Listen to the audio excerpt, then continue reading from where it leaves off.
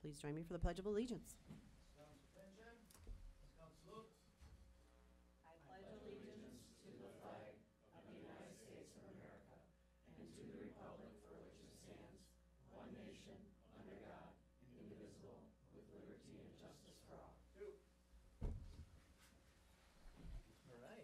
Oh, you bet. Good job, Scouts. All right. Jerry, can you please do a roll call? Todd Clemens. Yep. Erica Connor. Here. Mary D. Moore. Here. Andy Mankey. Here. Art Schneider. Here. Greg Mertz. Here. Jeff Vogel. Here. Jill Warner. Here. Sherry Wachowski here. Okay, this is an open meeting and has been noticed as such. First up, we have citizens' comments. We have Jeff Schmidt here with the Boy Scouts, the Potawatomi Council, and he's here to talk about citizens in the Community Merit Badge. Good evening, my name is Jeffrey Schmidt. I'd like to introduce to you Matt Jerzinski. Good evening, my name is Matt Jerzinski and I'm a Boy Scout with Troop 152 in Mugwanago. The Boy Scouts of America is an organization that is youth-led and adult-guided and teaches young men to become productive citizens, leaders, and family-oriented men in our society. Tonight, I am joined by my fellow Scouts who are working on the Citizenship in the Community Merit Badge, being taught by Mr. Schmid, a Scoutmaster with Troop 363, also in Mugwanago. Citizenship in the community is one of the 13 Eagle required merit badges.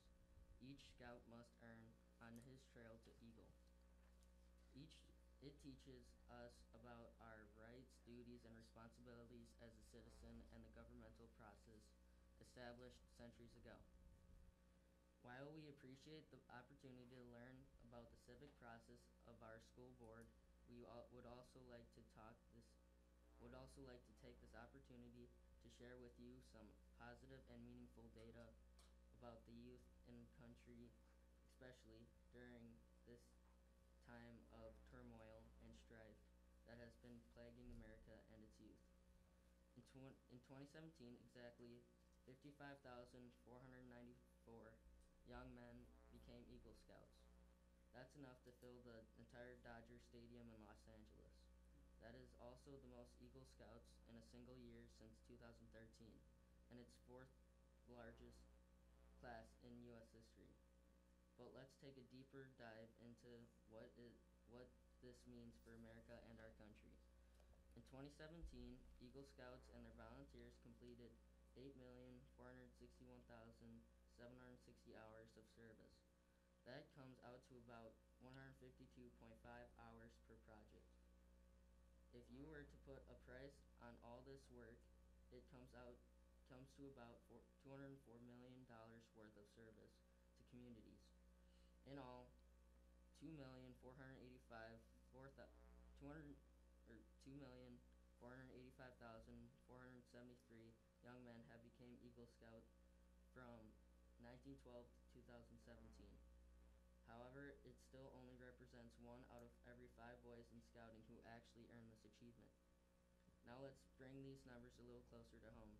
In the Potawatomi Council, which represents points north to Menominee Falls, east to New Berlin, west to Johnson Creek, and south to Mugwanago, we recognized 153 Eagle Scouts in 2017, and numbers do matter. Here in Mugwanago Area School District last year, we awarded 14 Scouts who attend or have attended our schools with this high honor, and many more are lining up, including the Scouts seated behind me, to reach this destination. Tonight we thank you for the opportunity to learn more about our civic duty and process on our trail to Eagle. We thank the MASD educators for helping achieve our goal and motto of be prepared for life. And finally, we thank all of you on the school board for serving our community.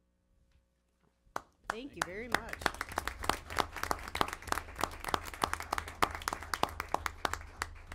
Very nice. Great job. Welcome. All right. First up, we have our citizens' comment. Do we have any other citizens' comments? All right. Then we have the student rep report. All right, so at Mugwanago High School, the AP Human Geography class went on a field trip on January 22nd, visiting the Islamic Center and Mosque, the Catholic Basilica, and the Shabbat of downtown Milwaukee, and the Sikh Temple in Oak Creek. They ate lunch at an Indian restaurant in downtown Milwaukee, and as someone who went, the students had a very good time visiting the different religious sites and experiencing the diversity that Milwaukee has to offer. And in class, we focused on the cultural and religious landscapes in our area, so it was very fun to see that in practice and in person.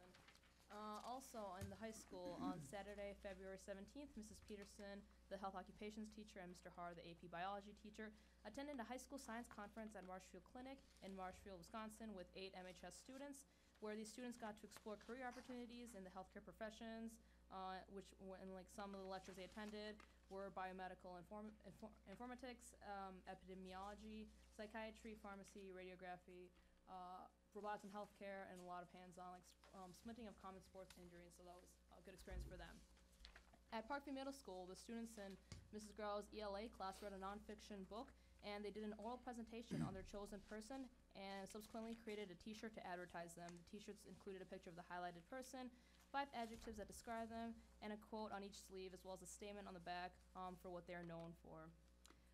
In Clarendon Elementary School, they will have their annual art show and family event on February 28th from 5 to 7 p.m. The whole school has been reading The Wild Robot, and this event, which includes science, technology, reading, engineering, art, and math, will include an interactive student artwork, as well as the grand opening of the Makerspace, and the PBMS and MHS robotics team demonstration. So they'd like it if we could come and support them and see all the good things happening there.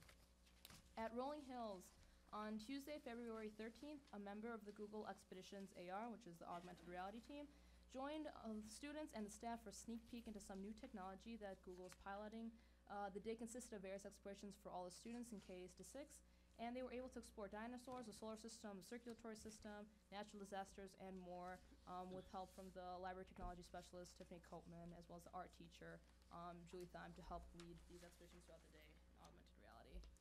And finally, at Prairie View Elementary School, the school has created a STEM lab with their library, and every other Monday, Mrs. Perkins, the librarian, and Ms. Barn, the GT resource teacher, host Maker Mondays, which is a time for 4th through 6th grade students who have expressed interest to come in during their recess time and use some of the technology and STEM resources that this STEM lab has to offer, where the students are able to try out 3D pens, 3D printers, Spheros, Makey-Makeys, Little Bits, Ozobots, and the Roller Coaster Challenge, and many more awesome activities to they can experience and learn STEM through.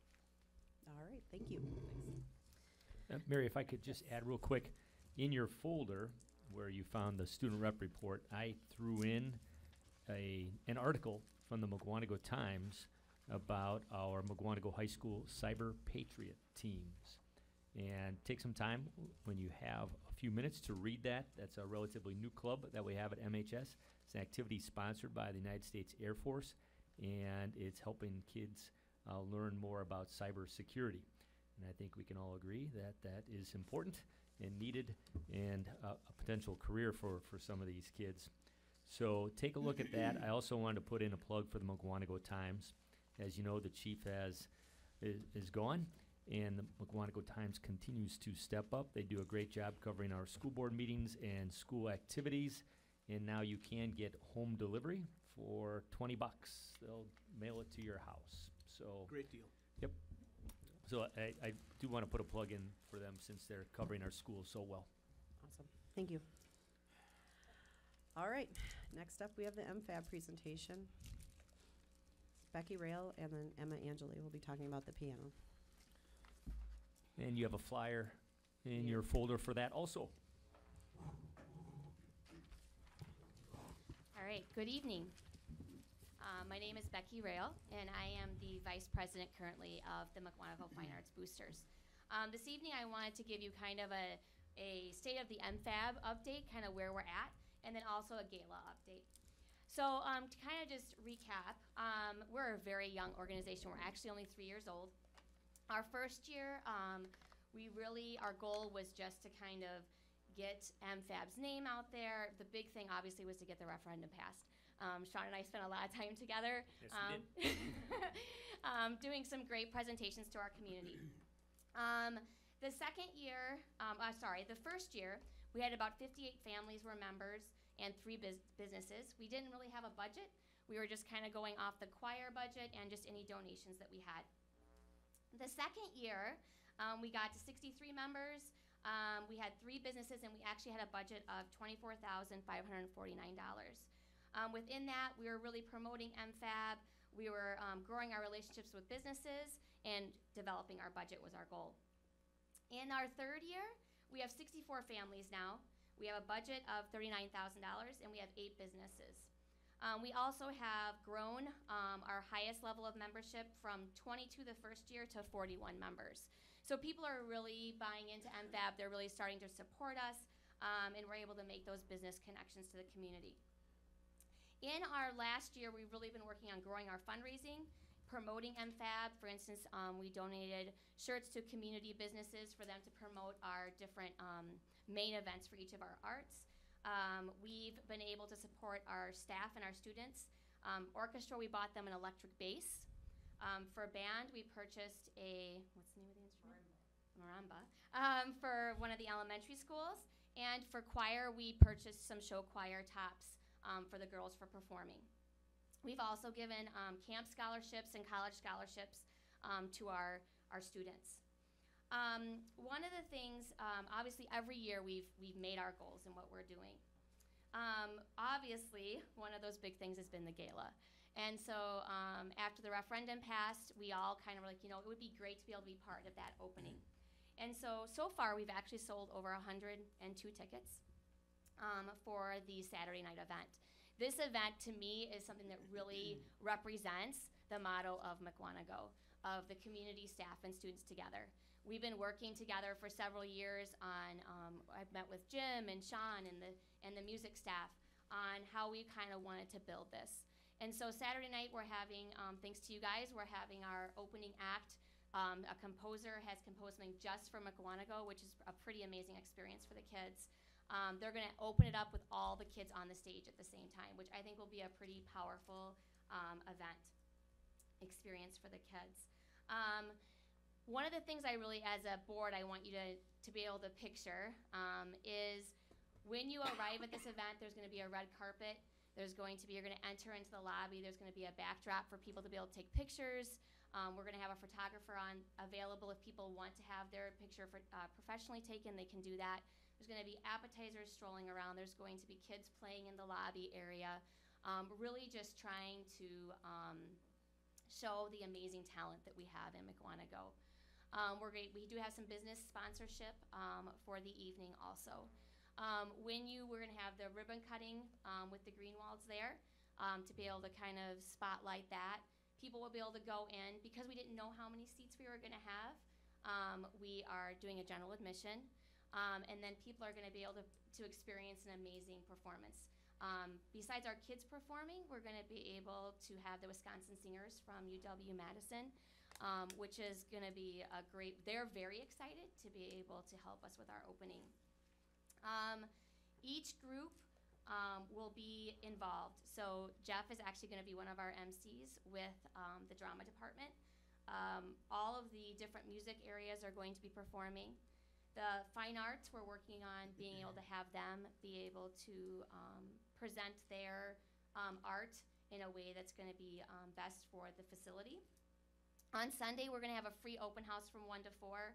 The kids are really involved with this. They're gonna have workshops, there are gonna be performances, K-12 in the Performing Arts Center, and we're gonna have the culinary department is going to make cookies so we can really promote them also.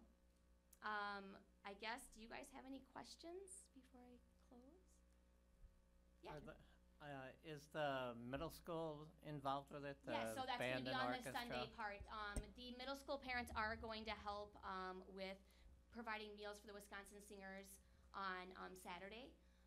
But we kind of, through the process and just looking at minutes and not having the concert be too long, we decided to kind of have that on the Sunday event is when the middle schoolers are gonna be performing.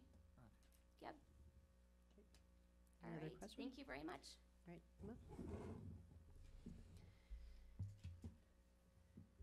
Hello, Emma Angeli, High School Band Director. I'm here today to talk with you about the purchase of a grand piano for our new Performing Arts Center. And I guess I'd like to start with, probably many of you have pianos in your home or grew up with a piano in your home, and you picture that classic upright piano, you know, kind of tall, and the kids sitting at it and they're going away, you know, for hopefully their 30 minutes a day. But if you were fortunate, like my family was, my grandmother owned a baby grand, and it filled this big, beautiful space. And so when we think about a piano for as beautiful of a space as this Greenwald Foundation Performing Arts Center is going to be, we think about a large grand piano, an instrument that will have the projection and the sound to be able to fill that hall, whether it's a solo piano, a piano accompanying one of our students, or a pianist playing with one of our larger ensembles. As we looked at grand pianos, we traveled down to Chicago to look at both new and used options, as well as explored some options locally at Heartland Piano. What we discovered is, if you want to buy new, it's pretty easy. And if you want to buy used, things get significantly more complicated. All pianos age a little bit differently, and each piano has a unique sound and characteristic to it. The larger the piano, you might get a better bass, but you might lose something off the top. Some pianos have kind of darker sounds or slower attacks. Others are really bright and immediate. So finding a piano that's going to sound good with all of our ensembles, large or small, that will sound great accompanying solo voice or solo clarinet, something that could stand alone if we brought in a performing artist, was really important to us.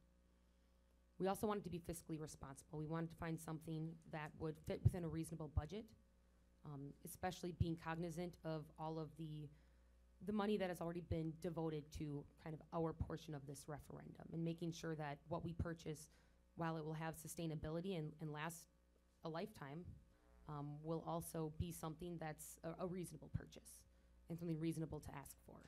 We initially found a used grand piano at Heartland that we loved. Had a beautiful sound. It had been well maintained over its 15 years of life. It had traveled to a few different contests, and Heartland has its own in-house repair shop. So they would loan that piano out to a local school, and when it would come back, they'd check it over, make sure it got tuned up again, and then it would stay in their showroom, which was well controlled with humidity and all those things. Whereas piano kept in someone's house, you're never quite sure what you're going to get. Unfortunately, this past weekend, that piano was sold. It's one of those where they don't hold it because it is obviously a large purchase, and for local businesses, it's important to make a sale when you can. Ellen was kind enough to email us about the ability to purchase the same piano, but new. It's $10,000 more in price when you include the dolly and the cover, both necessities in order to ensure that the piano is kept in good condition as it moves in and out of its piano garage within the Performing Arts Center. Becomes a little over 10 grand. However, realizing that it's new and not 15 years old, it's new and hasn't traveled a whole lot, and it's new, just like our Performing Arts Center. It seems like an excellent fit for an excellent price. We know that it's going to sound very similar to the used model that we had. It should ship within 3 to 4 weeks, and so be here in time for the gala. Heartland Music will be able to set it up right at our school, give it a full workover, tune it up, make sure everything's working just fine for us, and they're local. So should we have any concerns, it's very easy for them to come right over. In fact, Heartland Piano, they were the people who came in and evaluated our older upright models that we were keeping in the old band room.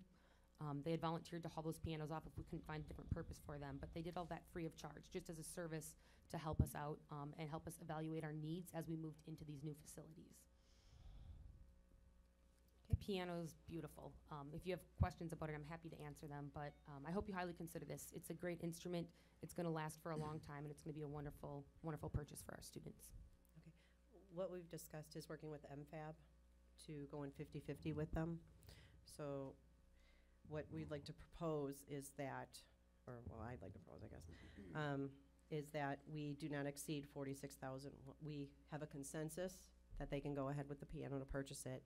The purchase price is not to exceed $46,100, and that MFAB will pay for half of the piano. So their portion would be $23,050. Anything above and beyond that would need to come out of the music budget or wherever else they would need to get it from. So we're going to be looking for a consensus tonight. We didn't put it on as an action item, but with 3 to 4 weeks delivery, we're kind of out of time. So we'll get the consensus, and then if it does need to be voted on, we'll vote on it at a later date as just a, go ahead. No, Oh, okay. I'm all for this.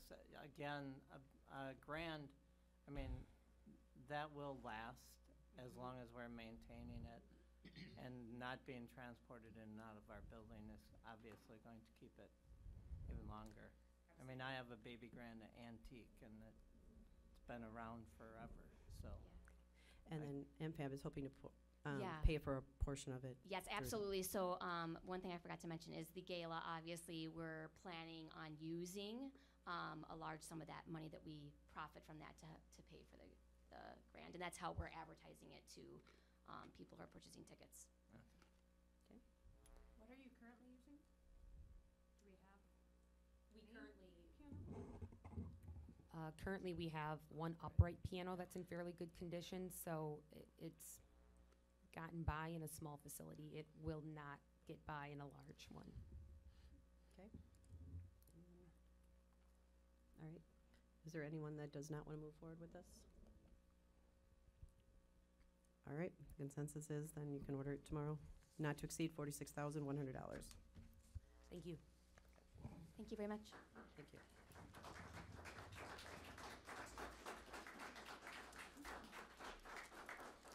We never get applause And I'd on like to thank the anything music we do. staff for showing up tonight. And that's the first time we've ever gotten applause for doing anything. Just so you know. Anything. Alrighty. Okay, we're moving on. Consent agenda, we have approval of board minutes of February 12th, 2018, approval of vouchers numbers 115914 to 116282 in funds 10, 21, 23, 27, 41, 45, 49, 50, 72, and 80 totaling 3.3 million in change, and receipts for January 2018 in funds 10, 21, 27, 41, 50, and 72 totaling 17.2 million in change. Do I have any objections or concerns regarding these? Questions? All right, hearing none, it's approved by consent. All right, on to action items.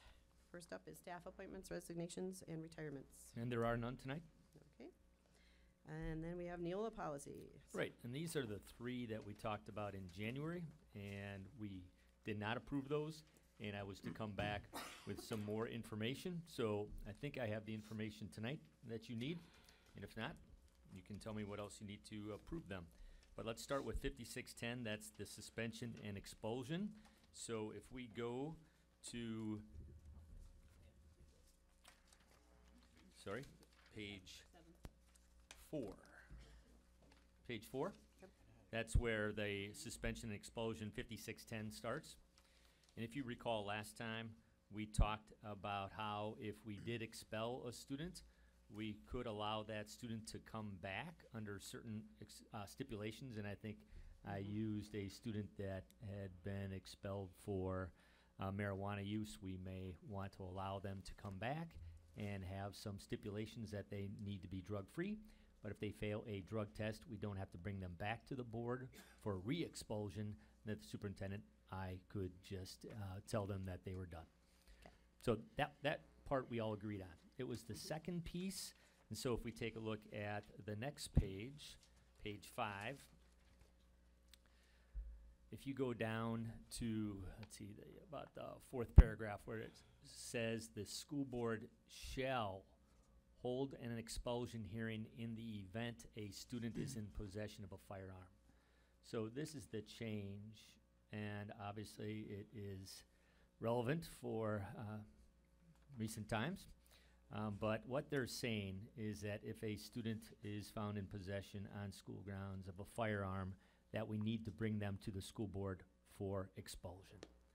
However, at that time, then the school board has discretion on whether or not you want to expel that person. But the administration should not be saying, no big deal, you had a gun on school property, we're gonna let it pass.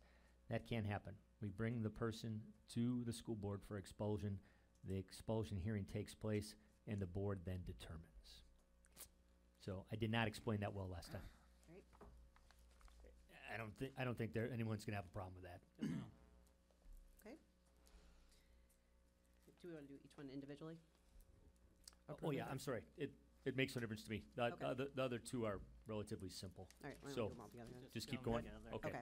Then the next one was 8320.01, unauthorized acquisition of staff personal information. And you can see we've crossed out in the first paragraph there, the files will be maintained in paper format. when we met with Richard Zimmern, our Neola representative, a few months ago to review some of these changes, he said we should put in how we keep our current personnel records. And at that time, we said, well, we might switch over to electronic, at least some, and gradually phase in electronic version of files. We put this in and it made it look like that they must be paper. So we just took it out because you can have paper or electronic, and we have both right now. So we're good. We checked with Richard. It's fine to take that piece out. Okay. And that was the only thing on that. And then the last one is the joint self-insurance pool. And after Tom reviewed this with Eric Cass, our benefits consultant, he believes, and Tom believes, that we should keep this as an open option for us down the road. There are several different pieces where we could explore, but more than likely, per Tom, the only one that we would probably use is letter F with our medical insurance coverage. But you never know. It's just good to have these options available. So All right. that's the explanation. All right, do I have a motion to approve? Move. Okay, motion is second. Any discussion? All right, all those in favor say aye. All those opposed, no. All right, motion carries. Thank you. You guys want to take a step out? There you go. We'll give you a minute. Thank you for coming. See you guys in 2 weeks. Thank you. Thank you. What a way to clear the house. Okay, it's just when we get good talking about finances. Yeah, Tom's part. I don't blame him. I don't blame him. Right. So we can leave, did he say? You wish. Yeah, Oh. exactly. No? Just for juniors. Come on, Oh, Kurt, get with thanks. it. Kurt came though. Thanks, Kurt. Hey, Kurt. All right. Next up is finance and facilities. We have the health insurance and other business services updates. Sure. So I just try to give everybody an update as to what's going on here in the business office right now. So I just put it all into one memo here for everybody here. We'll talk about the cell phones regarding school safety coming up here. We'll save that for later in our conversation tonight. To give everybody a quick update on our P cards, our purchasing cards, we are going to be moving on from JP Morgan Chase. They're discontinuing the program. So we are looking at 3 vendors to evaluate who would be our best fit. We get a percentage back. I guess the benefits of using a purchasing card program is that we get a percentage back of what we spend. So that can be anywhere from 1% to 2.25%. So that could be $20,000 to $40,000 in a given year. So we do want to use this as much as we possibly can. And it also creates a lot of convenience for buildings and ground staff that don't have to come here, ask for a purchase order. They can just go about their work without any hindrance. So I just want to give you a quick update on that. At the January 29th board meeting, I mentioned that we might have a need to short-term borrow. We do not have that need, so I will not be coming back for any information or permission in that regard. Just give you a full update on that. So we're moving on from that. And then regarding our health insurance update, tomorrow, Susan, Sean, and I are meeting with Eric Cass to plan for our Wednesday meeting. Our Wednesday meeting is going to be with committee representatives throughout our school district. So we have just about everybody from every building and different job classifications, from teaching, support staff, administration, things of that nature. So the nature of that meeting on Wednesday is to just talk about the charge of the committee. We're going to share the data like you had at the last meeting with Eric Cass. Eric will be on hand to present that data. We'll talk about common trends in school districts, so we kind of draw a comprehensive picture as to what is going on, not just in our district, but local school districts regarding health insurance. We'll talk a little bit about wellness and then give a little piece of homework at the end of that so we can start researching and getting our committee educated. So as we make plans to whatever we wind up doing, we're just laying all the groundwork for that on Wednesday. Okay. Cell phone. Yes. Why did Chase stop doing this? Is this gonna be a trend away from other companies doing it as well? No, I don't think so. I guess I couldn't talk about why JP Morgan Chase decided to stop doing this, but there's a lot of vendors that vie for this business. There's endorsements by my professional organization, WASBO. There's no indication that this is going to go away at all. So I can look into that, though, Chair, and get back to you. I Okay. just wondered if you know how they have different things that come and go. No, I don't, You don't know- unfortunately. You don't understand? I don't know why JP Morgan Chase is leaving the game. You can talk about it in He has no- later on. All right, any other questions? All right. Good day, miss. All right, MHS project update. Do we need Kurt back in here for that? Oh, I'm sorry, can you say that again? MHS project update? Oh, He ran. He left. He disappeared. Somebody canceled his JP Morgan Chase card, he's out of here. Did we like kick them all out or what? We say we were taking away his credit card and Yeah. he just ran. Oh, here. Pay for that house now. All right, I thought I would give, this update, show a few pretty pictures. So, month or Here, so, have them away. maybe 2 months ago, Okay.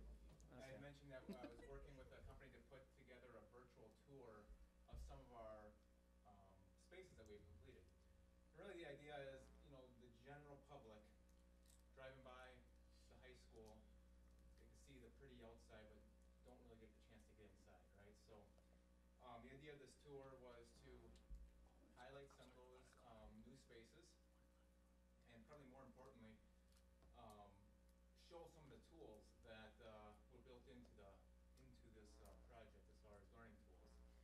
So I'll just go through a couple spaces. So this is up on the second floor. We did this for the second floor area classrooms. We did it for the robotics area, and we did it for the library so far. The plan is, as more spaces get complete, that we'll continue to do this little virtual tour. Basically what it is we set up a camera, do a 360 shot, and then move it and do another 360 shot, and once you put that all together, you get a virtual tour. So, as I said, this is a second floor classroom. You can see these little tags in here, so when you put your mouse over it, for example, this one, explains flexible student desk. How does that help in learning? So, modern learning environment includes flexible furniture. This furniture allows students to quickly rearrange the classroom based on the learning activities. Students learn better when working in smaller groups compared to the method of having a teacher lecture in the front of the class for an entire class. So just little snippets like that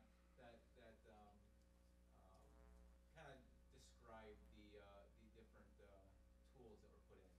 This one happens to have a video with it about a smart board, interactive smart board. We kind of take it for granted when we're in the schools at all times. Most people in the public don't come across smart boards and how that helps learning and teaching. So it has a little video that shows that our technology touchpads, that's really the command center of the classroom, because there's so much technology integrated in the classroom now. We have these touchpads at the front that allows the teacher's PC to go up on the smart board, and maybe the teacher's laptop to go up on the digital screens that are on the side right here. There's several different inputs and outputs that touchpad allows the teacher to efficiently show and teach with using the technology.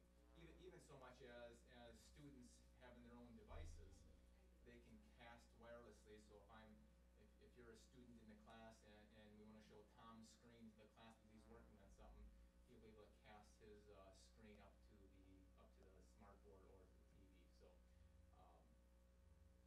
So that's we'll just walk into a different room here just by clicking away. We kind of come down the hallway. So we didn't do the whole second floor. We wanted just to have a sampling of different areas. We didn't want to show the whole floor plan. We just wanted to get kind of a sampling of what is all here. So like, for example, this one is collaboration areas, identifying how the collaboration space inside of the corridor is used. Basically, students are able to go outside the classroom and work on small group activities, and they're strategically located. We're 7 classrooms, the classrooms along this wall and this wall. 7 classrooms really have sight or are close where they can utilize that space. One of the big things, big drivers when we first did one of the initial staff surveys about doing this project of what were some of the issues or concerns that staff has was natural light to the second floor, right? So, this little thing identifies the large skylight that we brought in to help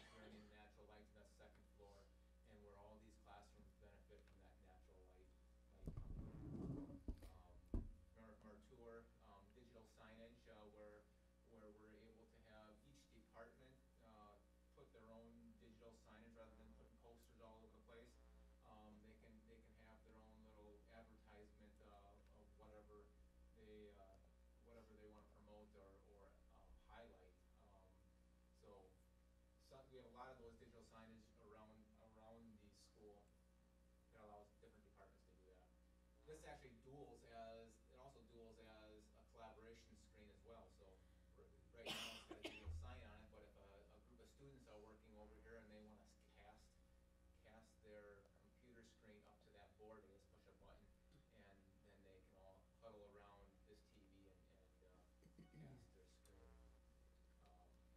Going into this room here, identifies the desk again, touchpad, identifies the small group instruction room. So as part of the design, we strategically put these SGIs, or small group instruction rooms, around clusters of classrooms where students can go work in teams in these smaller rooms, or maybe a student is struggling a little bit and has to work with another staff member where they can still feel included because they're kind of right off the primary classroom, but able to get some special attention in a separate room. So that just gives you kind of an idea. Like I said, second floor, robotics and library are the areas that we feature. So that was mentioned in the location of where this virtual tour was included in the latest version of the Triad, the latest edition of the Triad. So people are able to go to our website and click on these links and kind of walk through the space without having to come to the high school to walk through them. So that's that. Auditorium is just finishing up. I was in there this morning. It's looking very good. Just finishing the flooring up and putting some of the millwork on yet. So that's coming along good. Going for inspection at the end of this week is the plan. One thing with spring break coming up, some of the things that are happening over spring break, really it's the Commons cafeteria area. Remember last year we did some work last year up on the second floor, and we had some odor issues with removing the floor. We've been taking precautions, and hopefully we don't have issues this year. We won't be using a floor remover because we're actually removing some of the drywall work in the Commons area. So we did some intentional pre-construction meetings and discussions with those contractors. So when you come back from spring break, what you'll see when you walk in the Commons, you'll have some exposed steel studs. Everything will be wiped down, clean, and what that'll allow us to do is it's another very, very, very tight summer. So this was necessary in order to get everything in this summer, and even doing this, we're going to be right up to the end of summer in that Commons cafeteria. That's really our critical path this summer, is that Commons and cafeteria area. The old auditorium is now a construction zone. So new auditorium coming online. We're able to close the old auditorium, and they'll be working in that space right away, right through spring break, and it'll continue. So there'll be, remember that there's a slanted floor in there, that'll get filled in to be a level floor. So there'll be a lot of activity that'll be going on for the rest of the school year in that existing auditorium area. The gym addition is looking great. Actually did a tour with the booster group earlier last week, and painted walls. They're just getting the wood floor delivered for kind of acclimating the floor before they install it. So that should be starting in the next couple weeks. Scoreboards are up, basketball hoops are up. It's looking good. Any questions at all? All right. Thank you. Good. All right, thank you. Actually, Kurt, if you can keep that up, Yeah. maybe that area with the special education resource area, with the skylight and all those windows, because that's going to be part of the safety discussion here in a few minutes. All right, next up is the superintendent's report. The MHS SAVE trip to North Yeah, Carolina. So a few things. Yes, so Nick is not here tonight. His wife teaches band at Jefferson High School, and they have a big concert tonight and a fundraiser, so he needed to be there. This is a late addition to our agenda. The SAVE officers and Mrs. Deonich have an opportunity to go to the National Convention in North Carolina and do a presentation. And so she is asking if that's something that you would be willing to approve. And they need to know if we're gonna be okay with that so they can register and start making arrangements. It's not an action item, but we can get that on the next board agenda. But again, we're looking for consensus. This is a trip that they have taken before as far as a SAVE national convention.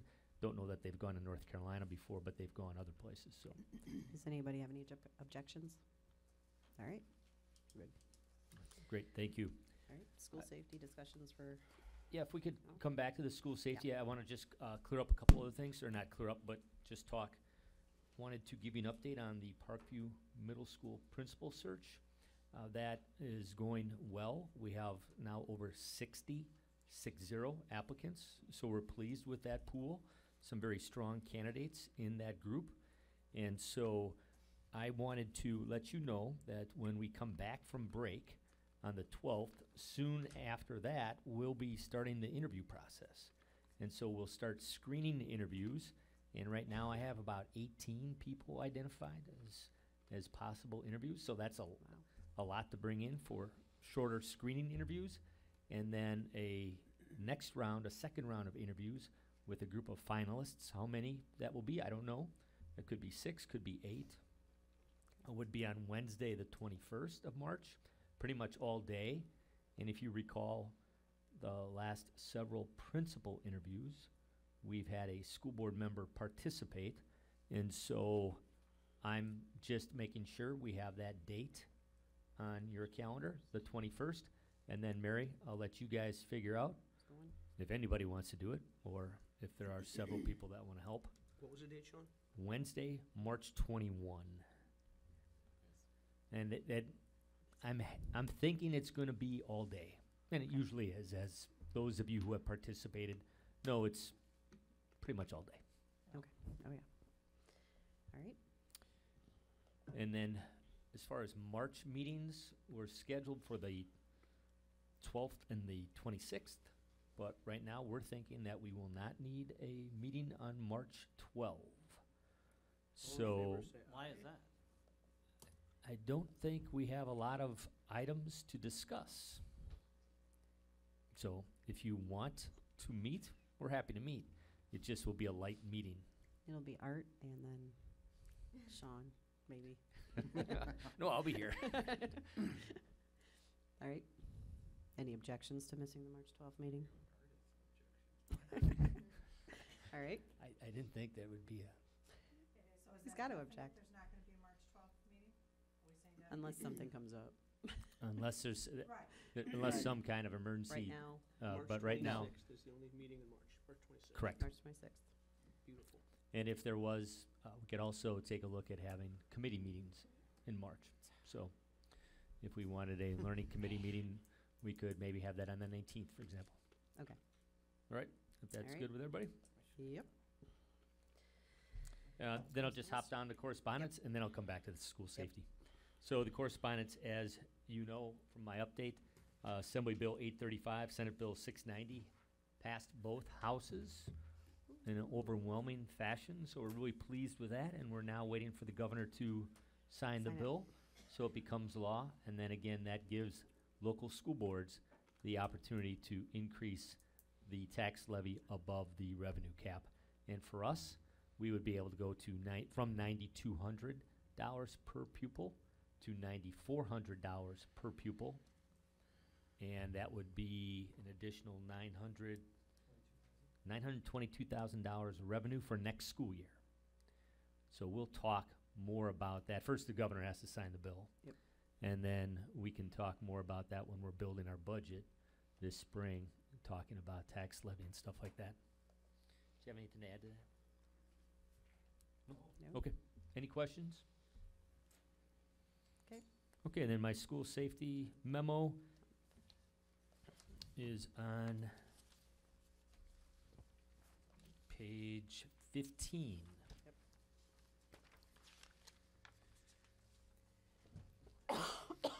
And so I put down a number of safety issues, safety measures that we have been discussing recently. But by all means, this is not meant to be just a Sean discussion. I'm looking for your input, your concerns as parents, school board members, community members, your input from what you've heard from others, or concerns, or questions that you might have for us.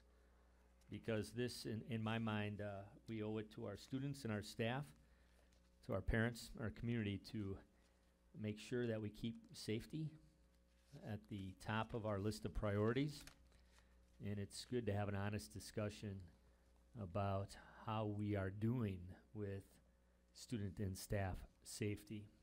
So I've had lots and lots of conversations the past 2 weeks with teachers and principals and parents and even community members who have called and asked questions about if we're doing this or if we're doing that. Had a great conversation with one of our grandmothers and really believes that we should be taking a look at metal detectors at the high school. My grandmother? It was not your grandma, but one of our grandmas, and is very concerned, especially about the high school and kids coming in the morning, and us not having a lot of oversight over who's coming into the building from roughly 6:45 to 7:30. After 7:30 a.m., of course, the doors are locked. Then we have much more control over who's coming in. But prior to the start of the school day, it's a different story.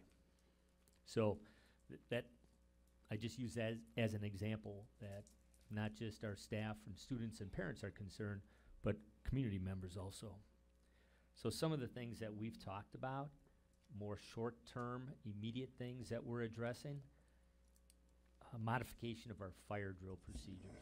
So I was at Parkview last week talking about the principal identification process, and a couple of staff members expressed concern about the fire drills.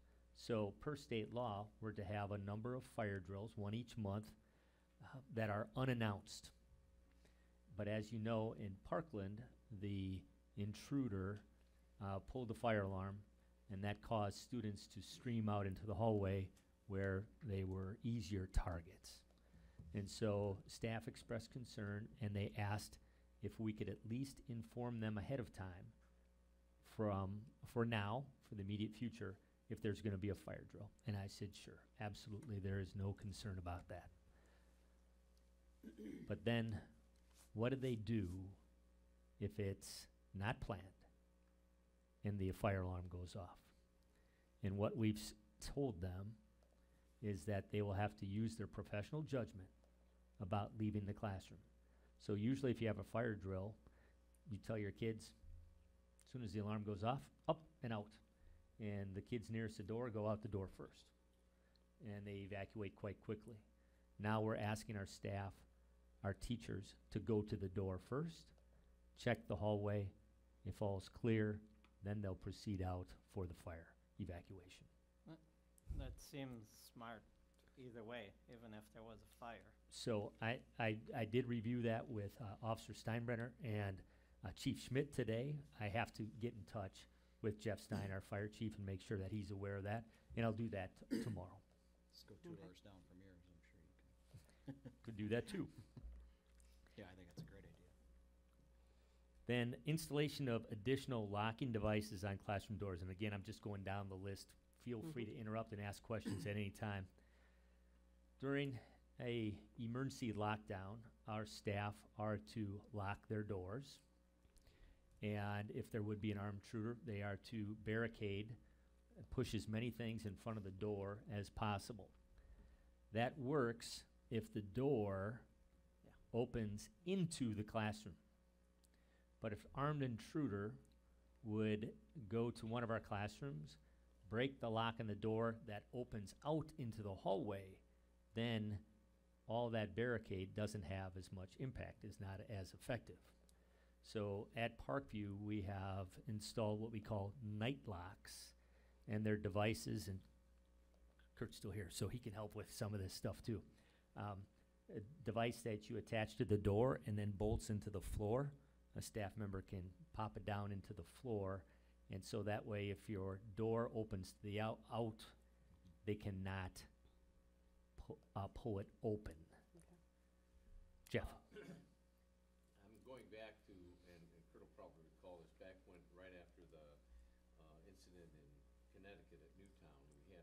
conversation about this whole thing, and at the time, and I may have remembered this wrong, but I'm thinking, okay, well, in the elementary school at least, the doors lock by key from the outside. And I'm Yes. thinking, you know, personally, I don't want my wife trying to find the lock and fix the lock, and the kids are going crazy, and then try to get in. So Kurt came up with a great solution with the little magnetic strip, so the doors are always locked, but the strip goes over the place where the latch goes in, so that in the event they need to lock it, they just pull Yep. it out, close the door. I guess the thing with regard to the locking devices, I had always wondered, why couldn't we put like a deadbolt on the inside, so that, and maybe put it up high so that in elementary school, the kids can't reach it, but the teacher can. So the object is if there is a window, like we have in the door there, we don't want the armed intruder to be able to shoot out the window and reach in and get Okay. to the deadbolt. Okay, I'm just thinking out loud about Yep. possibilities. No, it's great. I know at the time it didn't, there was a reason why we couldn't do it that way, and I couldn't remember exactly what that was, and Mhm. that's probably it. Yep, but, that's it. Okay. There was Chip. a, There was also, the other piece with the deadbolt is a egress code piece where you can't have a thumb turn and a lock to lever, two actions to egress, so it was combined. So, but the solution of having them locked like that, it's been working well. I even noticed on our new hardware that we put in the second floor of the high school with the renovation, we do have it that you can lock the doors from the inside, but I noticed even with that, we still use the magnets. So the staff have adopted that well and like it, and it's obviously quicker by just pulling the magnet and shutting the door rather than having to fumble around for a key. I mean, it was a wonderful solution, a very inexpensive solution to a problem. Mhm. And so I applaud that. So we've done that at Parkview. That begs the question, why haven't we done that at our other buildings? I don't have a good explanation for that. And so we had a meeting at Parkview today with all of our administrators. They checked out the night locks at Parkview, that installation, and we'll start to look at installing those on doors in other buildings that open into the hallway.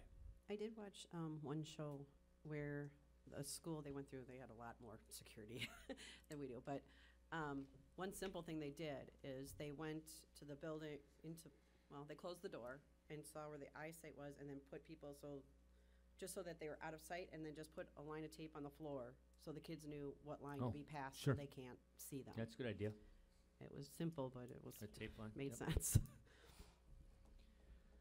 So the next item on the memo is the security film, if I'm using the correct term, for our windows.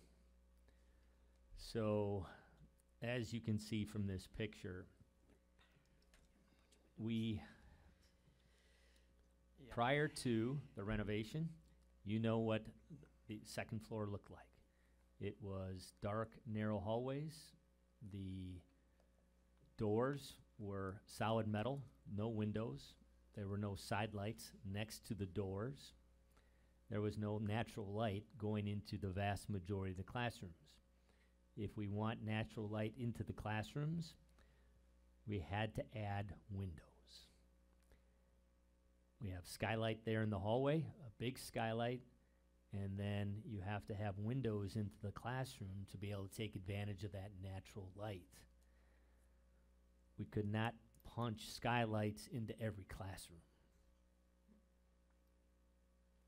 And so now we have a lot of natural light, but after an incident like Florida, we have concerns about all of the windows.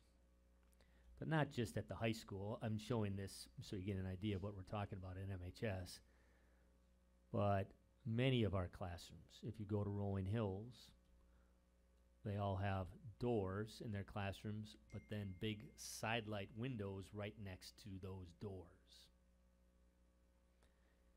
I shouldn't say all, because some schools are different, but many of our doors that, when you enter into the building, are glass doors.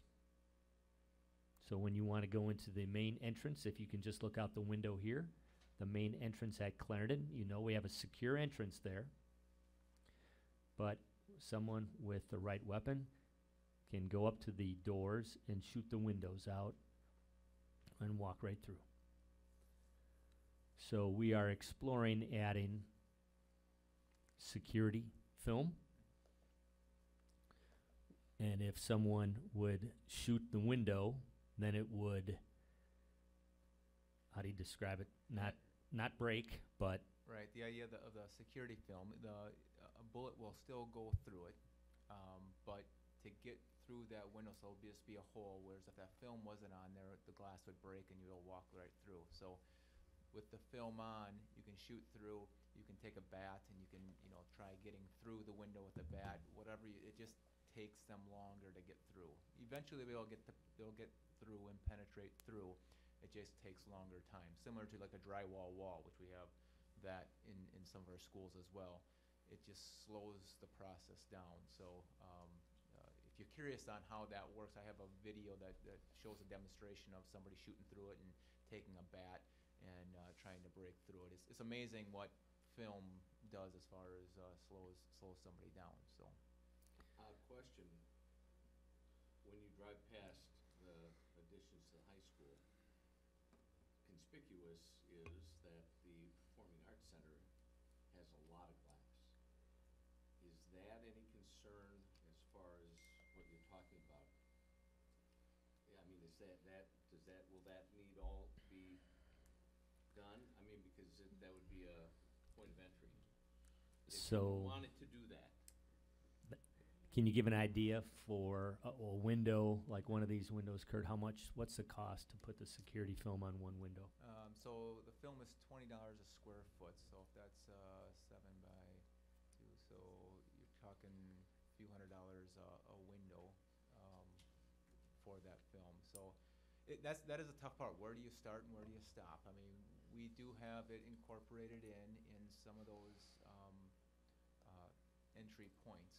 Those large glass windows, not necessarily, but some of those entry points where a common practice is in vestibules when somebody's before they are granted access through, we keep them in that contained area where we have that security film. So we do have some of it incorporated already, but no, not our exterior. All our exterior windows do not have all of it. Kurt, how long has this product been around? Is it like brand new because of what's going on in schools? No, and it's trying been to around. solve these Yeah, problems? it's been around for a while. What's the transparency then of the glass once the film is on it? You wouldn't know unless you really looked at it. I mean, so if you, there's some, like I said, we have it in some of our locations already at the high school. So see if you can figure out where they're at. But yeah, you wouldn't know. You wouldn't know unless if I told you where they were all at. So an axe wouldn't slow you down, but a bullet would, or a rock, or a cement block, Kurt? I'm just to get an idea here. Yeah. A rock would go through it pretty easily versus a road, same thing. It'd slow you down. Yeah, it'd slow it down.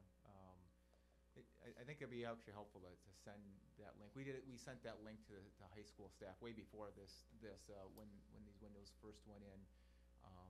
We sent a link to the staff, and I think that provided some comfort, along with providing a visual barrier, right? As who mentioned that the tape on the floor, as far as so somebody from the hallway can't see in.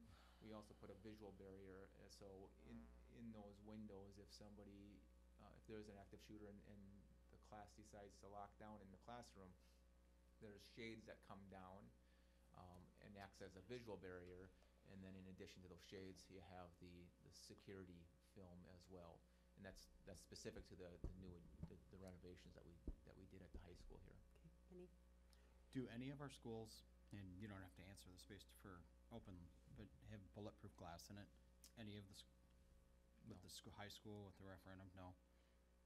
No, Security film, yes, but not bulletproof glass. And when you get the bulletproof glass, Right, you you're- get to different grades of Right. it, you know, all the way up to an inch plus thick. You know, it all depends on the caliber that You you want to couldn't protect afford that against. or the field house. Well, do you have costs, Kurt? I mean, have we put thought through to what windows we want to do, what schools we want to do? I think it's important that we look at this and look at it seriously and quickly. You know, just because I think it's important to always provide safety for our students and our staff. Do you know where to start? So, we've just started the conversation, and I would say that we're gonna finish the high school, but at the same time, we'll take a look at our main entrances and our doors at our other buildings. I think that's probably where we would start. But what we're gonna do is we're gonna take a look at all of these different solutions and come back to you with a cost, because there will be a significant cost. Have we thought about reaching out to the federal government and asking for a educational threat assessment? Asking the feds to come in and say, would you mind, and I'm sure it would be free, to have a threat analysis done to each one of the schools and say, here's the parts that I would look at coming from the professionals? Is that something that you would think would be entertaining and educational for you and Sean and everybody making decisions through the district? So our insurance company, EMC, has done some of those. Okay. At the high school was the last one that they have done. I don't know if we have hit any of the other schools.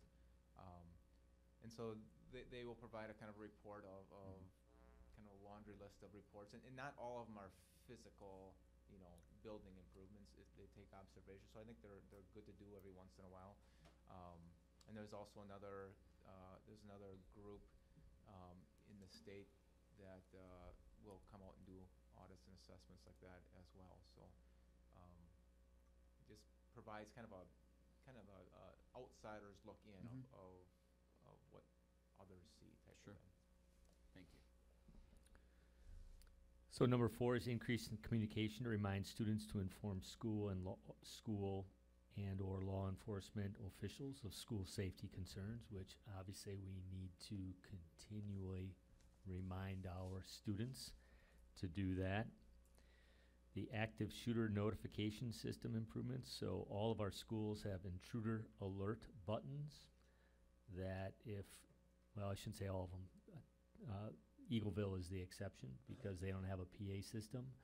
But if there would be an armed intruder, someone in the office would hit that button, and then it would come over the PA announcing there's an armed intruder and we need to go in lockdown. What we are going to do is we're going to go one step further with those, and we are going to make sure that those are connected to the police departments, the various different municipalities where the school is located. So when that button is pushed, that will automatically alert the police department. So someone doesn't have to call them, but they'll get notified after someone pushes that button. And then we're also exploring adding more of those alert buttons, panic buttons, intruder alert buttons in other parts of the schools. Some districts, like Kettle Moraine, for example, have done that already. Lake Geneva Badger High School has done that. And so we're taking a look at that. Upgrade our emergency cell phones, and Tom has one here today. He can tell you about that. Yep, so we just got these delivered this past Friday. These cell phones here carry a wireless service priority, meaning that if in the event of emergency where cell phone towers are overloaded with a ton of calls, a ton of activity, there's a lot of times where a basic cell phone won't work because there's just too much activity. These phones carry the highest clearance. I.e. Lambeau Field or Badger game, right? Sure. Right. So similar to like a Department of Homeland Security personnel, these phones will never lose access. We have these phones now here in this building. I asked every principal to put in the request for how many they would like. So these will be in the hands of every building, so they will always have access to whoever they need to, and they'll never come off it. These will also be in the hands of our playground monitors, so they'll have one of these with at least one person will have these with them outside during the recess hours. So this is just kind of something that to have when a situation goes down, you need to react. So we're just taking a step in the direction here with these. Did we test them? Did we go through the high school, which is like Fort Knox, where I have AT&T and I can't get a call or get a text message inside the high school? So I don't know if these are necessary. We didn't test them, to answer your question, Andy. I think some of the thought process is if there's, you know, a rallying point or something along those lines where this isn't necessarily going to be used or guaranteed to be used inside of a building. I guess I'd have to look and test that to answer that question more. But no, we haven't tested yet.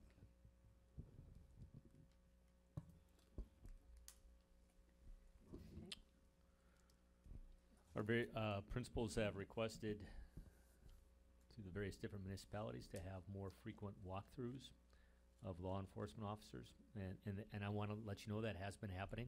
I was at Parkview today, and Officer Joe Pettit was walking through Parkview, visiting with students and staff. And Ron Schlick mentioned that last week, one of the Waukesha County deputies stopped in at Eagleville. So that is taking place, which we greatly appreciate, and we want to continue to make sure that that happens. Great idea. Two-way radios, I forgot the second half of number 6. We're making sure that we have two-way radios that work, and we have enough of those in all of our buildings so people can communicate with each other. And one that I forgot to add there is we have security cameras, and we want to make sure that on our phones, so for example at the high school and the middle school where they have a lot of security cameras, that we have the mobile app where if you are outside you can look at your phone and you can see the security cameras. Not only our administrators but also local law enforcement agencies, they need to have that app on their phone so they can utilize that. So those are the cheap ones. Can I ask a quick question, Sean? Yeah, of course, I Todd. think, I think those are all good measures, but I think when I go back and what I've read from the whole Florida shooting, it seems like all the signs were there from students complaining, doing their duty to tell administration or staff. Yeah, the guy was on the FBI, that had been reported to them, and I think nobody responded back to anything. So what are we doing to make sure that if we get a response that it's taken serious if somebody complains about something? Because I think that's the whole crux of everything, that the system failed. He had some mental issues. People were seeing it. He was posting stuff online. People were reporting it. He Nobody even did called it anything, and once. that's really what happened here. It Sure. wasn't- I mean, that was the big breakdown here. Yeah, and I would agree that there were a number of breakdowns, at least in Parkland, but at the same time, we know that there were a number of other school shootings this year. It's just been incredible how many there have been thus far this year. But I can guarantee you that we take all reports that we receive very seriously, and I can talk a little more in closed session about 3 specific incidents that we've had since February 14, the Parkland incident. But I guarantee that when we get a report of a threat of school violence, that our administrators and the police departments will follow up on that and will investigate that. As far as I don't have an answer as far as why the FBI didn't follow through and other agencies. I don't have an explanation for that, and I can't explain that. That's just not good. Sean, can you explain what, if any, active shooter conversation training actually goes on at the classroom level, or is it all Sure. administrative level? No, that's both at both levels. So How do we do that? I've been in this business long enough to remember the first school shooting, Columbine, and having those conversations with local police officers. I was an assistant principal at the high school in 1999, and we met with the police department, and it was uncharted waters. And so we had lots of conversations about what we did, what we should do, and eventually we followed certain procedures. Those procedures over the years have changed dramatically, and now we follow what's called the ALICE method. We do follow it. Yep, Okay, yep, that's we my do. next question. And so we've had a number of administrators that have gone to federal training. Mark Dumais, Sean Waller, Jason Steinbrenner, and a few others went to St. Louis. That was maybe 5 years ago to get that training. They've come back and trained administrators on that. And then we educate our students on that method, which basically is you have to, at the time of an armed intruder, you have to decide if you're going to hide, if you're going to flee, or if you're going to fight. And so those are the three choices. And our students in all of our buildings are educated on that, and they practice that. Define At- all of our buildings, even down to the elementary. Oh, Yes. Oh, Yep. yes. All of our buildings, yep, all Yep. 8 schools receive that training. And of course, the conversation that we have with kindergarten and first grade students is gonna sound a lot different than we have with sixth grade students, even in the same building, or with our middle school and high school kids, but it doesn't make any difference. As we've seen, they all have to learn it. Yeah, I mean, I just know from what my wife has told me that it's something they do all the time. And that's actually number one, though, on the more long-term solutions. We need to make sure, I had a mom called me or emailed me, I can't remember which, very concerned that some of our ALICE training, armed intruder training, practice drills were done too late in the school year. So if you're familiar with our fire drill practice, all of our classrooms do a fire drill the first or second day of school. Oftentimes, we haven't been doing our ALICE training drills, and you have to do 2 a year. We haven't been doing those until October or November or even December. And even though the kids get it every year, not everybody, some kids are new, obviously kindergartners are new. So we agreed today at the administrative council meeting that we need to do that right away in the school year. And do we have enough people trained? I mean, the trainer, I mean, do you have sufficient coverage? I would say, that, again, from the discussion that we had with our administrators today, it's time for a refresher, and that, and as a matter of fact, when I met with Kevin Schmidt, again, police chief for the village of Mukwonago, and Jason Steinbrenner today, along with Mark DeMay and Jim Darren, we all agreed that we would explore hosting a training here at one of our schools. So in the summer, we would have the trainers here, and we'd invite other administrators and other professionals to get the training. So did that answer your question? Yeah. Yep. Somebody asked me, and I didn't know if we had Yep. Alice. So, increased student and staff training, increased mental health services for students. I know some of you were at the Stairway to Heroin event last week, Tuesday, which was just, I thought, a great experience and really great to see 250 people from our community there. And crying. Yep, and very moving, and I think that we need more mental health help, and if that didn't demonstrate it, certainly school shootings like this do. We know oftentimes these kids or these intruders, could be adults too, are suffering from mental health issues, and we need to address those at an earlier age. Well, that's what I was gonna say, because I think sometimes if we can get to touch base with those things when they're younger, can eliminate some of those, or help mitigate some of those things as they get older. So Yep. the elementary school, I think it's a big deal. So we've been talking about that for a couple years. Where, and where are we with social worker or So, and whatever at the high school? Well, We were talking about full-time. So we were constrained by our budget, but now hopefully help is on the way with revenue cap relief. And again, we need to take a look at all of these needs and then prioritize them and see what we can afford. Hopefully, there will be some more help from the federal and the state level to address some of these needs. But I don't know if any of you are going to hold your breath on that. I've been encouraged by some of the conversation. Representative Joel Clayfish, last week or the week before, did introduce a bill in the assembly, the state assembly, to put together a pool of money where state schools could apply for grants to pay for armed security officers or officials. So I thought that was start. a good start. Yeah, I was pleased by that. It didn't go anywhere yet, but let's hope there's more discussion, more action. Increase the number of security cameras.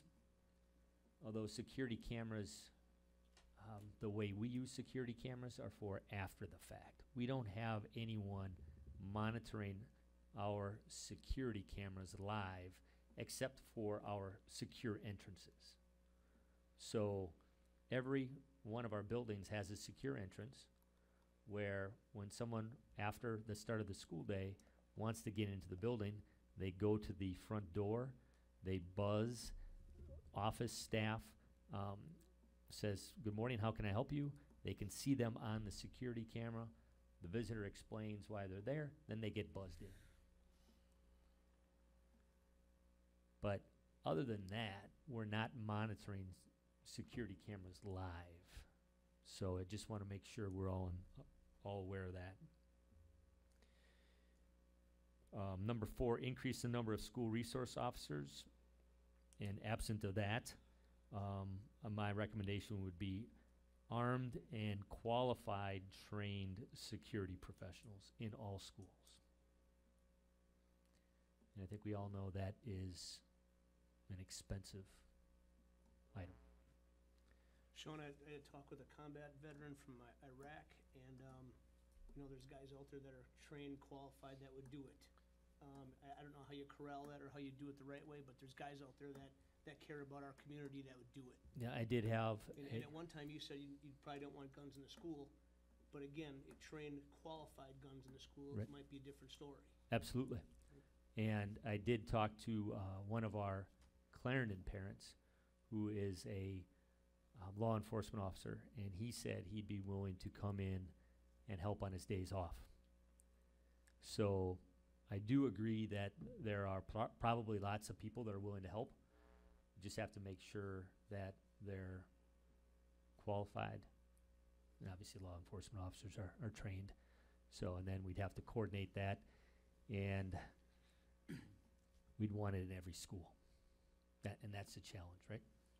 And the way that the state statute is written right now, only a certified on-the-job law enforcement officer can carry a firearm on school grounds. So therein lies the dilemma that we were presented with last year when they needed to change the concealed carry laws in Wisconsin. So, but you're right, certified, qualified, and competent to do the job is exactly what we're looking for. And then another thing that we need to talk about, and more long-term, is moving school offices at Prairie View, Eagleville, and Section from the interior of the building to the exterior, like we did with the high school. So you're familiar with Eagleville, and that's not even on the first floor, that's the second floor. And Section and Prairie View are the same. And Section and Eagleville, I would say, are even worse than Prairie View because you can walk in after you're buzzed in. You can go have easy access to the classrooms without even a line of sight from the main office. So those are costly items, though. And I'm not saying we shouldn't do it, but we have to be aware of that's not going to come from our operating budget. That's going to take fund balance or federal or state funds to help us out there. Okay, other questions, concerns, things we should be talking about? We've had lots of Miriam? discussions, lots of evaluations. Yeah, Miriam. Kind of going on the same topic. I know there's a lot of wind, and especially a lot of the high school students who want to participate in a lot of like walkouts and stuff supporting the Florida victims in March. I was just wondering, because I think Mr. Darren released something saying like it's okay, but I was wondering like what the school board thinks about that. Yeah, thank you for bringing that because I had that on my list and I sent you an email yesterday. Yep. Correct. And so the National School Walkout is scheduled for Wednesday, March 14. It's the 1-month anniversary of the Parkland tragedy. And the plan is for students and maybe staff, and I'm not saying that's the plan here at Mukwonago, I'm just saying in general, the plan would be for students and maybe some staff to walk out of school at 10 a.m., meet somewhere, have some kind of moment of silence or 17 recognition, minutes. honoring the 17 17, yeah, for minutes. 17 Yeah. minutes, honoring the 17 victims of Exactly. Parkland. I'm So- against it. I'm absolutely against it. I So, think we're using students using students as the media or something. I think we're Okay. we're almost putting Yep. students out there as a, I'm against it. But that's, Erica. that's not what it's meant to be. But- It's to tribute, no, the march is one thing, the walkout is to respect the 17 people that were killed. And if you've been following the news too, there are lawyers, the minute Waukesha superintendent decided that he was going to prevent it, which he's done an about face, there were lawyers that said anybody that wants to file a suit against the district, they will do it for free. Because Okay, Sean, do you want to finish? Let's let him finish for a minute. so Before we get, this is, well, I do want to hear from I know. everybody Yeah. on Yes. the You board have to. Yes. about No, what their feelings are, because I do think no matter what our feelings are as adults, we will have students that want to participate. I think we'll have students that want to participate, and I don't know how many. And maybe Miriam would be able to give us a better idea. I do think that we, more so than some other schools, might lose some steam because we're going to be out of school next week. And then when we come back on Monday, March 12, they'll walk out as planned for 2 days later. I'm just saying that might be a factor where we may not have as much organization as some other districts. Here's And maybe now that I said that, that's going to come back and bite me. okay, Erica, you're next.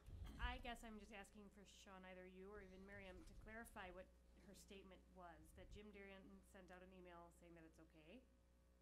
No, Jim Darren did not send out an email saying it was okay.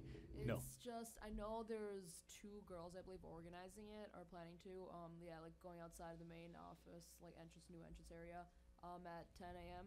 And they asked Mr. Darren just in person, like vocally, and I think, according to what they said, I haven't heard, like, actually, or asked Mr. Darren or anything. They said that he said yes.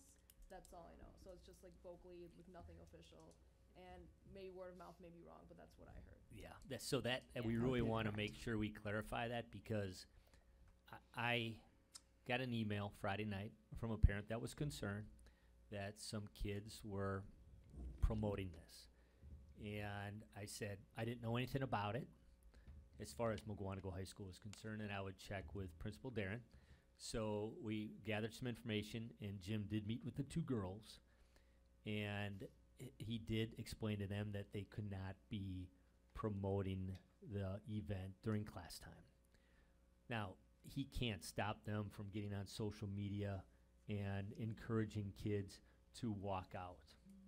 That any kid could do. They can get on Facebook or Twitter and do that, Instagram and Snapchat, and encourage kids to participate.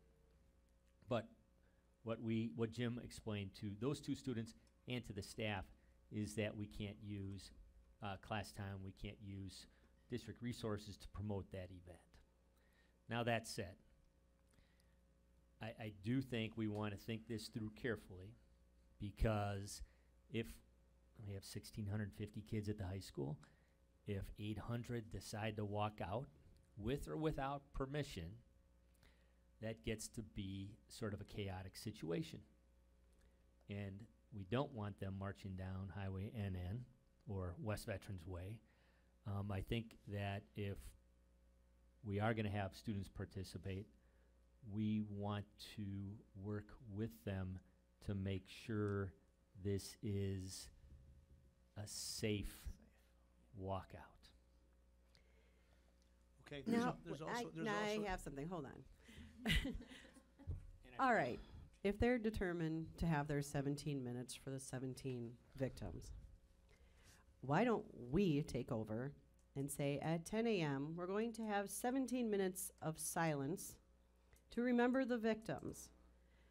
And that will be our walkout. And if any kid decides at that point they want to get up and walk out, there's a lovely detention room after school for them. So I think one thing that would, we'd have to take a look at is that parents are going to give permission for their kids to participate. So that's what I'm hearing from other districts. But at we least. don't have to allow it on school grounds. If they want to leave the school, then their parents want to check them out, then that's something that they can do. This is a learning environment. This isn't a, I believe in your email, they're citing it as a lie and die tribute or something. I, as a board That's- member, let me finish. Think that using the school grounds and that as a pulpit for this, it's tragic, and my heart goes out to all of those folks in all of these shootings. But the fact that we're going to allow kids to just leave their classrooms as they see fit against what we provide as a learning environment, I am adamantly against it. And the 17 minutes of silence, that I could absolutely put my support behind, but allowing kids to go out, form in front of the school, create a ruckus. If 800 students get up and want to walk out, then I would say that we tell the seniors, if you participate in this and you're found that you violated school policy, you could be in jeopardy of graduation, because this is not the There's place. no way in, this is, I'm telling you, if you read everything, the Supreme Court said that students can do this. We cannot. Yes, we You can. That's why the lawyers are like all ready. They're ready. It is a tribute. It's like ringing a bell for all the people that were lost in 9/11. That all do it that. is a tribute to the teachers and the students that were killed. That's it. The march is a whole nother story, and that's on a Saturday, and that's for the government to deal with. There's another group that contacted me and said, nothing to do with this situation, but they have a cause they think is worthy of a walkout. Okay. So do I say call Sean? Is that, I mean, or The- and how many, when we set No, the precedent, it comes when we set down the precedent, to we're what gonna set the we precedent, it's gonna be, can- can I finish? Okay, when we set the precedent, every group is gonna have a cause that wants to walk out. I think it's chaotic. And again, it comes down to what we can legally do. Okay, have 10 causes. The rules are the same. If there are genuinely 10 causes that want to walk out, that's not the case. I can think of 5 that are pretty good, and I'm just Let's saying. see them do that, and But that what- would, but we why- cannot. why do you want people Because to I leave the know we school? can't do anything about Yes, we this. can. It's like, Sean, you're the administrator. This is a learning environment that we're in charge of we're producing. requiring civics tests in this state. We want them to understand their civic responsibilities. This is a learning, this is an educational facility, you're correct. So Art is correct. So when a student walks into the school, they don't give up their rights. So they do Supreme have Court said. they do have various different rights. But they don't have a right to They prohibit can disruptive protest. learning Right, environment. right. They They can can't. protest. They cannot disrupt. But I don't think anyone is saying that they're necessarily going to be disruptive. So if they get up and walk out, and again, this is with parent permission. I'm only talking about kids that have parent permission. Then they can leave the school grounds for 17 minutes and come back.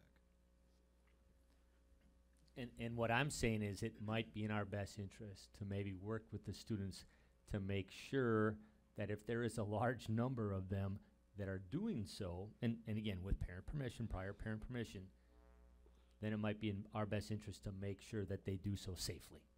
How is this not disruptive?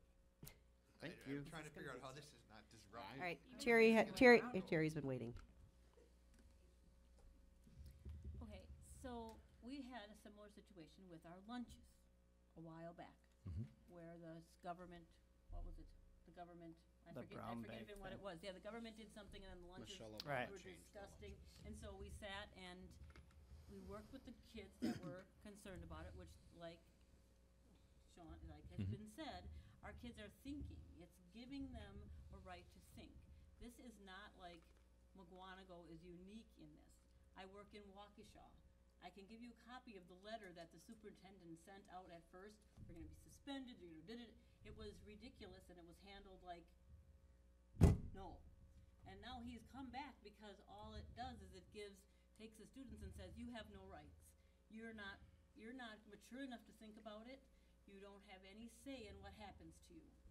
So I know in situations prior to this, Sean and other administrators have been very, professional.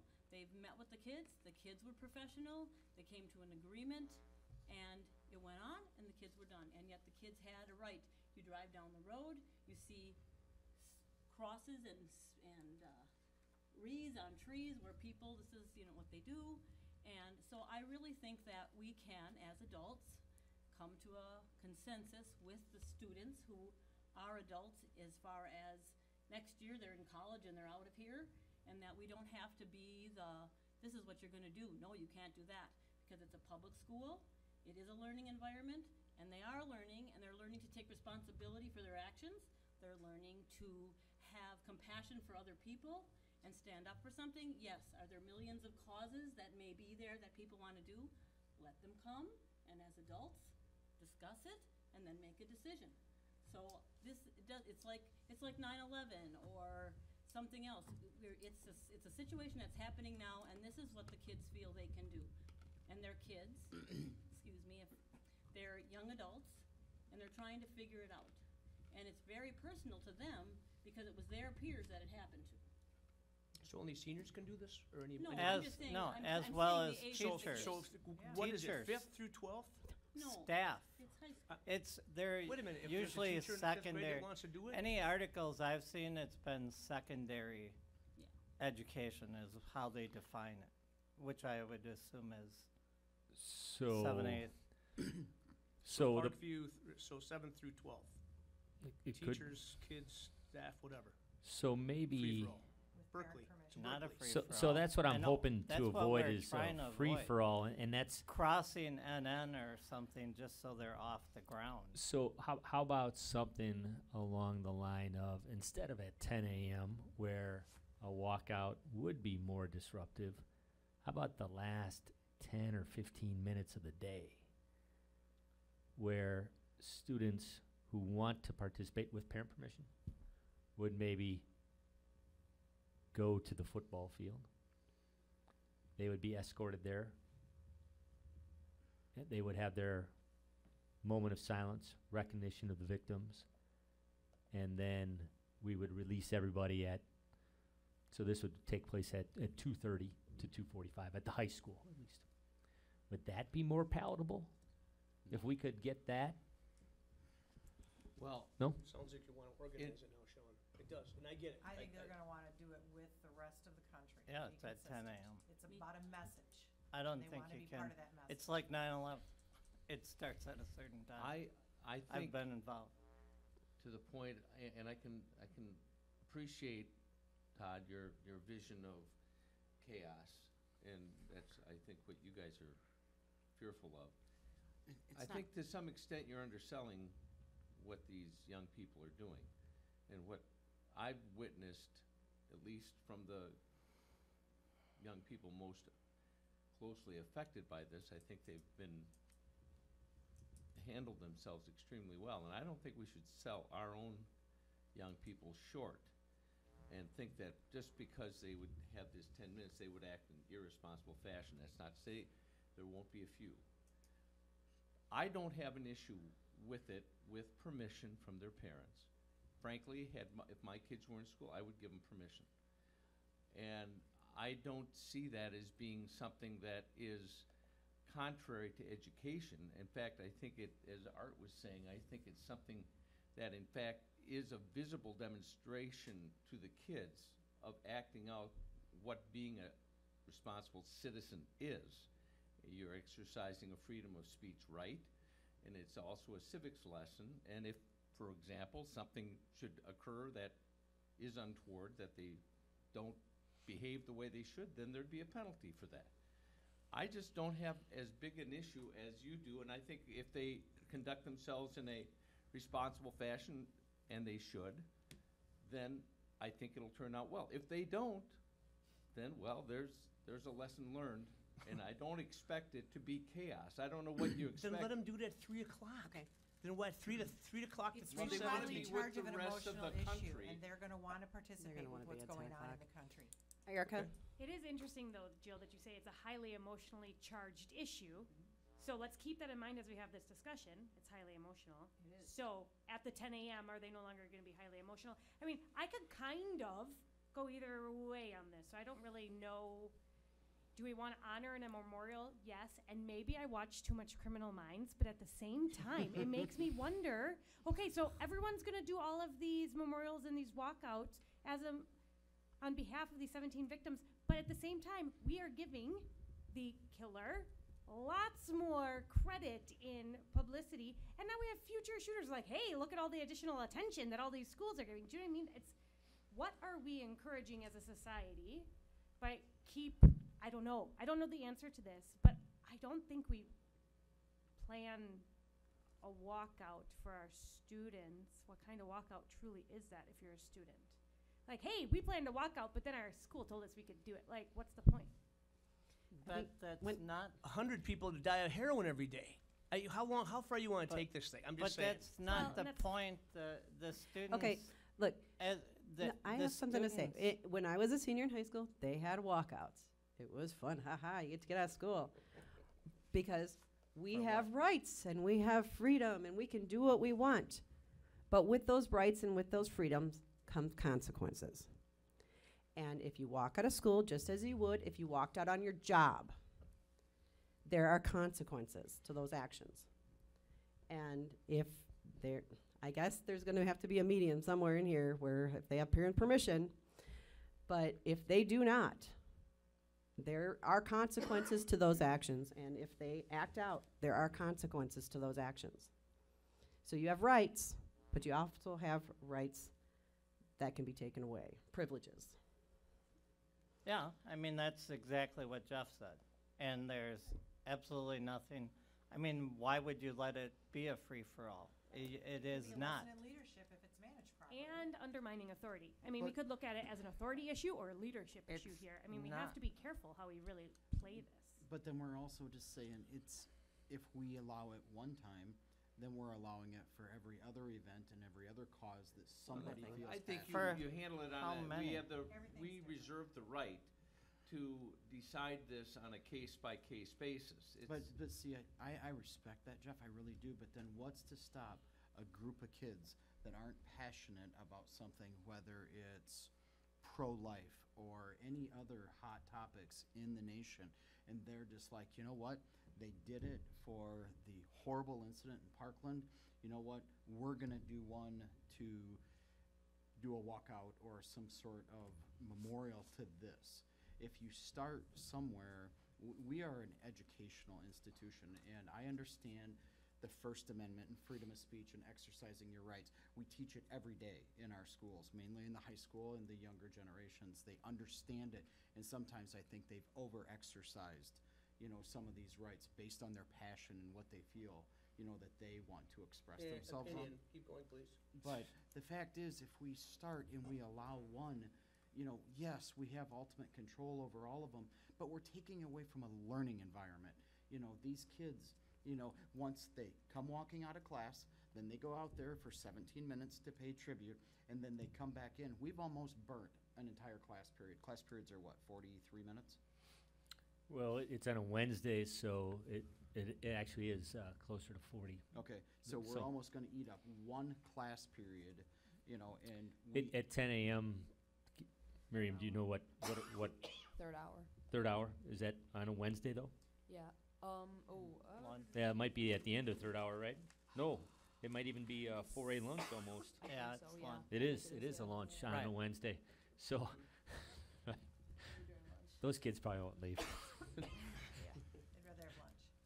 I have a question. What is? I the- shouldn't say that. That was. I'm sure you're talking to a lot of superintendents. This is probably I am, a and hot topic. and it very much what's the so. And what's the pattern in the last 24 hours? so we started the conversation. Joe Garza from New Berlin asked the other superintendents, "What are you doing?"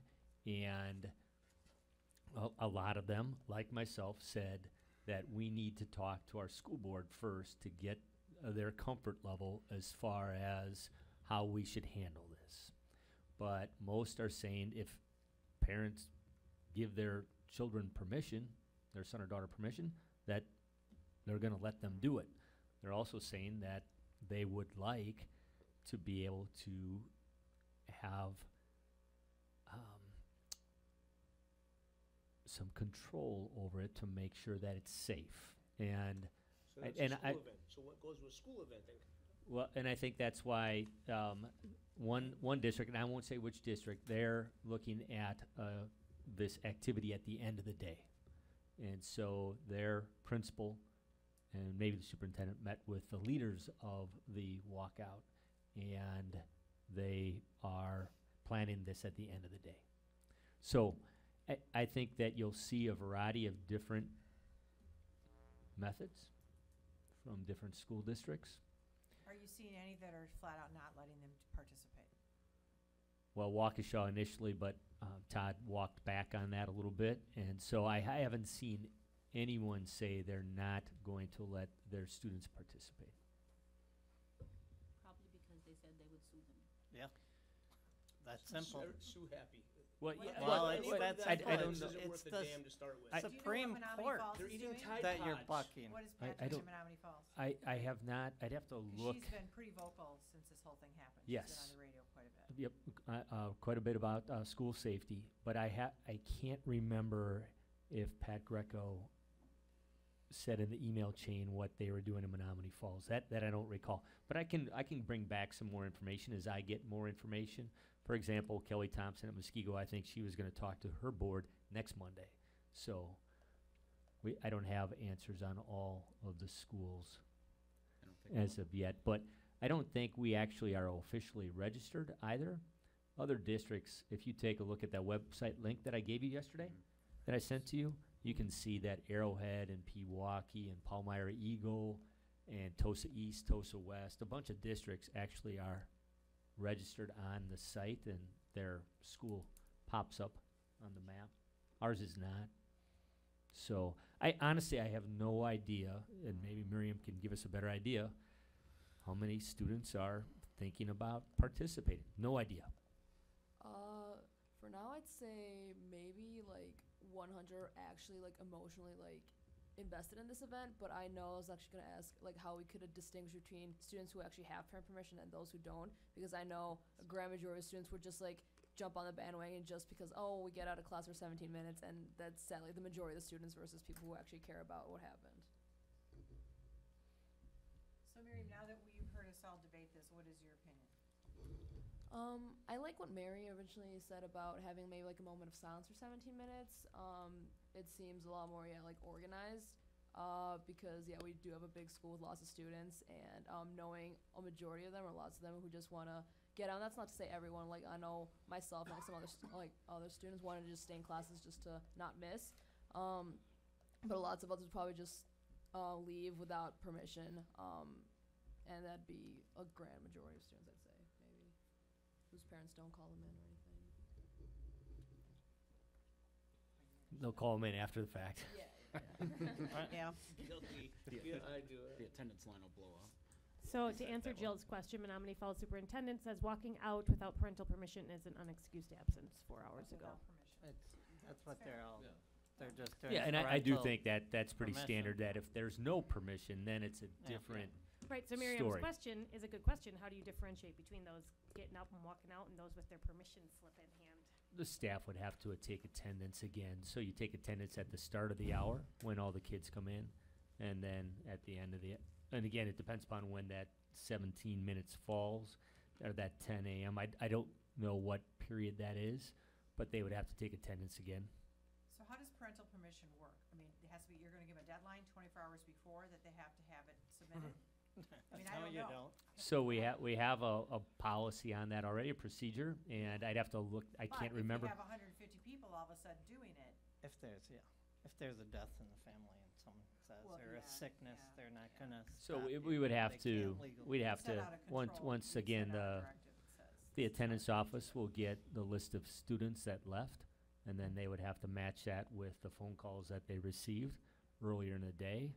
And then those students that didn't have parent permission, the associate principals would contact them and talk to them about it.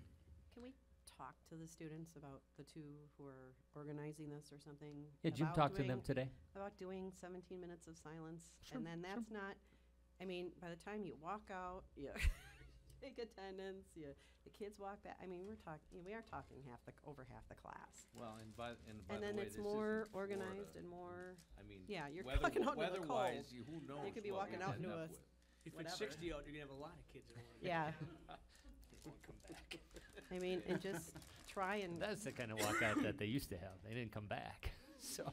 Well, I can you know, and then we're take that we're taking it on and controlling it a little more, and then, you know, kids running out and leaving and coming back in and chaos going on throughout the school, it's, Again, the purpose for the discussion tonight was to see what your comfort level was as far as us trying to control. So Jim certainly can meet with the leaders and talk to them about a moment of silence. I don't know that well, he would want 17 17 minutes minutes, of but- silence, but maybe there's they'll some run for other every things that single they could do. They could have Then an, there- times. they could have an announcement. Could you They read could the names of the kids? Read the names of If the it's- kids. they could and they the- could do a variety of things. And again, if you're comfortable with us at least having those discussions and trying to manage it, Mhm. then we'll do that. We'll be happy to do that. But if I have to get a consensus here on us proceeding that way. Okay, Last thing, can I say one more thing? If you do make it a so-called sponsored or a sanctioned walkout type of situation for any event, then doesn't liability come into effect again if they cross the school, if they cross the road, someone gets hit by a bus? And that's why I said we should thinking we aloud should while we trying should to take them control it. take them to the gym, right. Yeah. or we could go to the gym, for example. We could go to the football field again, Yeah, maybe no, yeah, weather no. dependent, that kind of thing. That we're always worried about safety Right, and right. cutting them loose and letting them do it on their own. Then they're walking down the side of the road on West Veterans Yeah, Way. then they don't Right. know what And to do. you And know- if we tell them you- they have to be off the grounds, then they're gonna cross the street. And if it's if there's, let's just say there are 150, I guarantee you they're not going to walk in a nice straight line. Oh, no, they're gonna dash for the cars and be gone. That's what we would've done. So again, that is why we brought it to you. Does anybody object to that, to having them have the discussion, just reading the names off or doing something Well, at 10 o'clock? But I just have to, yeah, I mean, you just know it's gonna be 10 AM and Yeah. that 17 minutes Or it's gonna be thing. 9:40, so is go to going to- McDonald's quick for a, It's for a just going to coffee be or the case. Starbucks, right, Miriam? I'm just saying. So we don't if know. it's That's in a the little more gym or momentous the than football walking out field, anyway. I It's don't not- think they would. I would hope, and that would really make me nervous. And I'd even want to have more management if they're going to hop in their cars. Right, so That's what we would've done. If I we mean, have to do To be the, quite honest with you. if we have to do the parental See ya. permission and we're telling them to leave the grounds, yeah, these kids are all gonna be, I was gonna thinking bail. that they Jumping would in their walk to car. Field Park. That's what I was thinking. it'll take a They're gonna longer. bail. I think actually. I don't the think they'll gym hop might in their be, cars. Having them go to the gym or something like that would be, Miriam. I know I have some people that I know that are like, oh yeah, I was just gonna bail school, just gonna go in my car and go home for the rest of the day. They say. Oh, well, that's different. They have You're to go walking, back. well, if you're gonna get in trouble for walking out anyway, you might as well go for the rest of the day. Yeah, might as well. Well, those would be the ones that Just without saying. parent permission then, right? Right, yeah, Yeah. why not? Okay. Right, But instead of Without- having that chaos and having to deal with all of that, let's control the narrative and say, here's what we would like to do, to remember. But as to a remember, remembrance. too much control they won't want to participate in. right. At So- 10 That's what I o'clock mean. on the It's 14th, 10 like they and want. it's 17 minutes. Okay. So, Otherwise- Read the names or all right, do so something we're else. good with at least having the conversation. Yes. All right, great, thanks. No, Maybe I should have asked that right away. no, we won't have another board meeting before this. That's the way, possible, that's the yeah. way I planned it, that's why I asked you guys before. We don't need a meeting on March 12th. We don't have an early March one, so. So That's if, all right. if We you, need if you want, after this conversation, if you think, well, maybe we should meet on March 12th, that's fine with us. We're happy to meet. Well, We find out really where we enjoy stand these first and meetings. then see where we are and then we'll Okay. go from there. I All move right. we move going to executive session. I see done. Anybody, okay, Erica second? Are you Jerry? done? Sean, were you done? Or Todd, you were done, right? Yeah. Erica, You were done. Mary, Yep. Andy, Yep. Art, No. Greg, Present. Jeff, Yes. Jill. Yes. Jerry. Yes. All right, 5-minute break. I'm to be recorded. Okay.